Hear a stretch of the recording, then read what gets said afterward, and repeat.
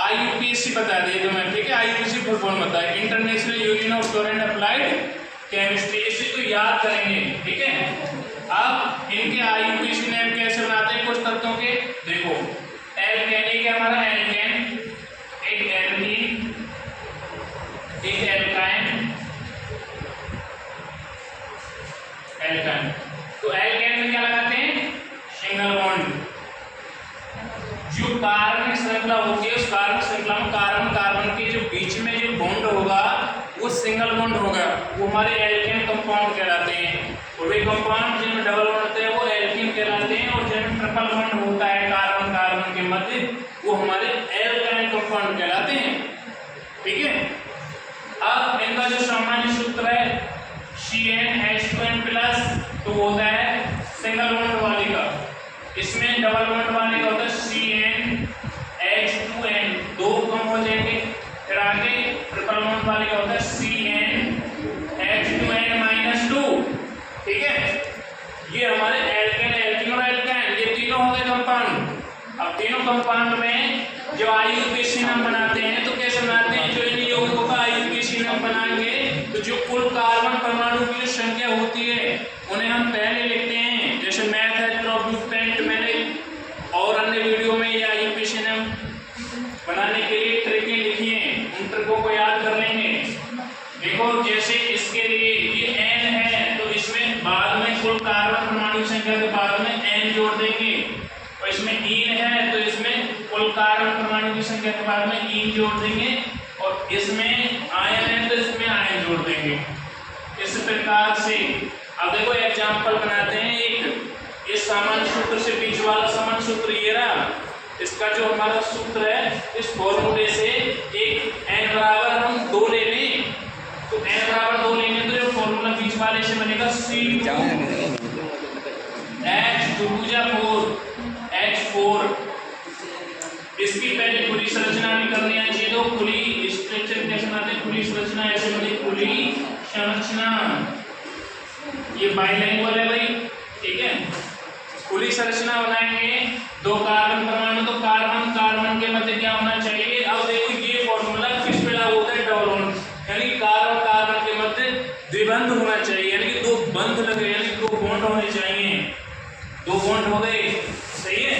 और बाकी सभी को पता है कार्बन की संख्या कितनी होती है, बोले एक, बोले कोई बोले एक, कितनी होती है 4, ठीक है 4 होती है। तो देखो 2 तो इससे पूर्ण हो रही है, तो 2 हाइड्रोजन परमाणु इस कार्बन पे और 2 हाइड्रोजन परमाणु इस कार्बन पे जुड़ जाएंगे, ठीक है।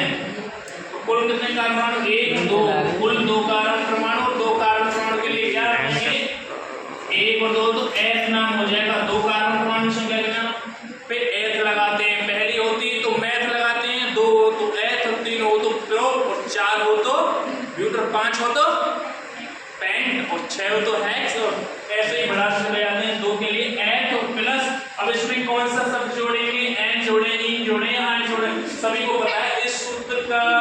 इस सूत्र से ये बनाया, तो इस सूत्र को फॉलो करेगा, डबल बॉन्ड लगा हुआ, डबल बॉन्ड के लिए इन आएगा, क्या आएगा, तो H प्लस इन एथीन, इसका नाम हो जाएगा एथीन, इसका IUPAC नाम भी एथीन है, ठीक है।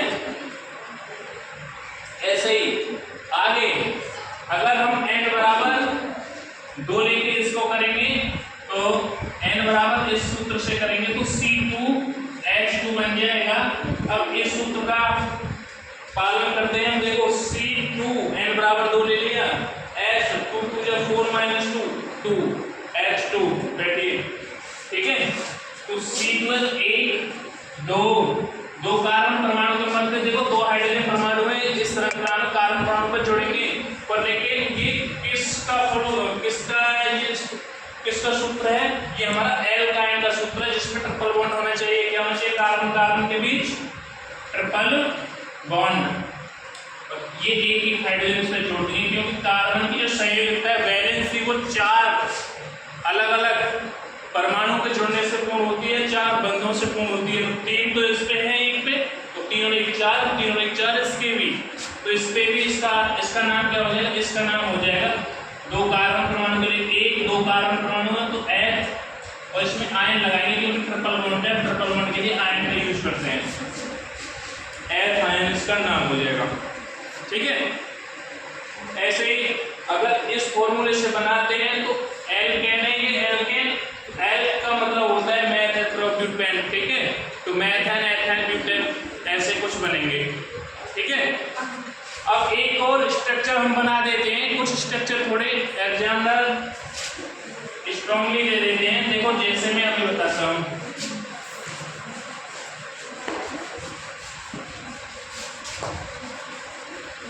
देखो एक स्ट्रक्चर उसने एग्जाम्पल में दे दिया, एक ऐसे, उसमें कार्बन परमाणु की ऐसे कुछ संख्या है, एक पे लगा हुआ है ट्रिपल बॉन्ड और एक पे लगा हुआ है डबल बॉन्ड ऐसे बीच में। तो इसको बाकी सभी हाइड्रोजन परमाणु से वैलेंस पूर्ण होने का, तो 3 और 1 4, 3 और 1 4, 3 और 1 हाइड्रोजन परमाणु से 4, 3 और 1 हाइड्रोजन परमाणु से 4, और इस पे 3 हाइड्रोजन, क्योंकि इस पे 3 इसलिए जोड़े क्योंकि एक है इसके पास 1 2 3 और 4 बंधों से एक कार्बन परमाणु की संयोजकता पूर्ण होती है। अब वो इस प्रकार बनेगा 1 2 3 4 5, कुल कार्बन 5। हमने एक कार्बन परमाणु एक इसलिए दिया क्योंकि जो फंक्शनल ग्रुप पे क्रियात्मक समूह वो हमारा इधर से पहले मिलता है, इधर कोई क्रियात्मक समूह नहीं मिलता। ट्रिपल बॉन्ड इधर लगा हुआ है, मान लीजिए ट्रिपल बॉन्ड या द्विबंध इधर लगा हुआ है, जिधर से पहले मिल जाए तो हम उसे पहला कार्बन परमाणु देते हैं। इसलिए 5 कार्बन परमाणु, इनका आईयूपीएसी नाम कैसे बनाएंगे? देखो आईयूपीएसी नाम कैसे बनाते हैं, आईयूपीएसी नेम कैसे बनेगा? आईयूपीएसी नेम है वो बनेगा, देखो अब ये डायरेक्ट पहले की तरह तो हम इसे बना नहीं सकते क्योंकि इसमें एक और एक 2 क्रियात्मक समूह हैं, इनको हम फॉलो करते हुए, क्योंकि इनको 2-3 तरीका से हम बना सकते हैं। देखो 1 2 3 के आगे डबल बॉन्ड लगा हुआ है तो 3 और डबल बॉन्ड के लिए क्या यूज करते हैं? इन, तो 3 इन। ये इंग्लिश अल्फाबेट का रूल जो होता है उसको भी फॉलो करता है, जो उसे पहले लिखते हैं जो इंग्लिश अल्फाबेट पहले हो। जैसे ई पहले आता है तो वाई बाद में आता है, वाई से आयन होगा तो इसको बाद में जोड़ेंगे। वन आयन को पेंटेन भी कर सकते हैं, या आप ऐसे कर सकते हैं, कुल कार्बन परमाणु कितने? 5 के लिए पेन और इस पे पहले पे ट्रिपल बॉन्ड लगाया तो आयन लगाते हैं, ट्रिपल बॉन्ड के पेंटाइन 1 लगा देंगे बाद में, पेंटाइन 3 पेंटाइन 1, इसका आईयूपीएसी नेम हो जाएगा। ठीक है, तो ऐसी वीडियो देखने के लिए चैनल को सब्सक्राइब करें और आगे बढ़ते रहें, जुड़े रहें चैनल के साथ।